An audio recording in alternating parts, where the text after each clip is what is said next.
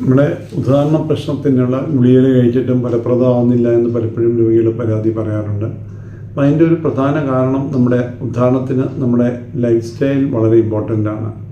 നമ്മൾ വ്യായാമം ശരിക്കും ചെയ്യണം, അത് വളരെ ഇമ്പോർട്ടൻ്റ് ആണ്. ഒരു ആരോഗ്യമുള്ളൊരു ശരീരത്തിലെ നമ്മുടെ ഇങ്ങനെയുള്ള ഹോർമോണുകളെ ശരിയായ രീതിയിൽ ഉൽപ്പാദിക്കപ്പെടുകയുള്ളൂ.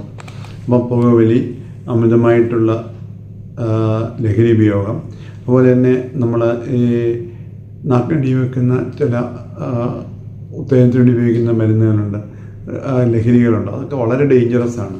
അത് കഴിച്ചുകൊണ്ട് നമ്മൾ ലൈംഗിക ശേഷി കൂട്ടാമെന്ന് കരുതുന്നത് ഒരു ശരിയല്ല. ഒരു മൈൻഡ്, നമ്മുടെ ഏറ്റവും ബിഗസ്റ്റ് സെക്സ് ഓർഗൻ എന്ന് പറയുന്നത് നമ്മുടെ ബ്രെയിനാണ്.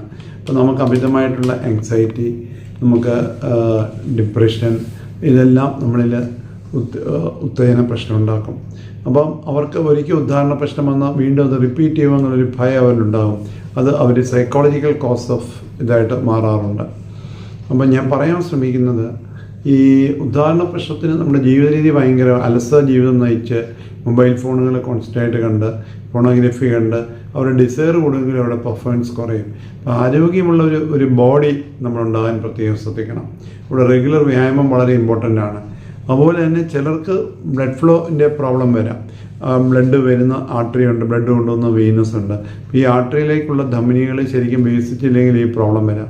അപ്പം നമ്മുടെ അതുപോലെ തന്നെ ബ്ലഡ് വെളിയിലോട്ട് പെട്ടെന്ന് പോയാലും വീനസ് ലീക്ക് ഉണ്ടെങ്കിൽ ഈ പ്രോബ്ലം വരാം. ഉദാഹരണ പ്രശ്നത്തിന് നമ്മൾ ആരോഗ്യമുള്ളൊരു ചിട്ടയായിട്ടൊരു ജീവിതം നമ്മൾ ക്രമീകരിക്കണം.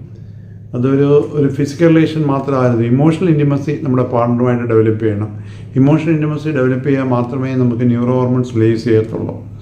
ആ ഒരു കൺസെപ്റ്റോടെ വേണം പോകാൻ. ഇപ്പം ഗുളികകൾ മാത്രം കൊണ്ട് ഒരു ഡ്രഗ് ഡിപ്പെൻഡൻറ്റ് മാത്രമല്ല, ഒരു ഹെൽത്തി മൈൻഡ് ഉണ്ടെങ്കിലേ അത് ശരിയാകുകയുള്ളൂ.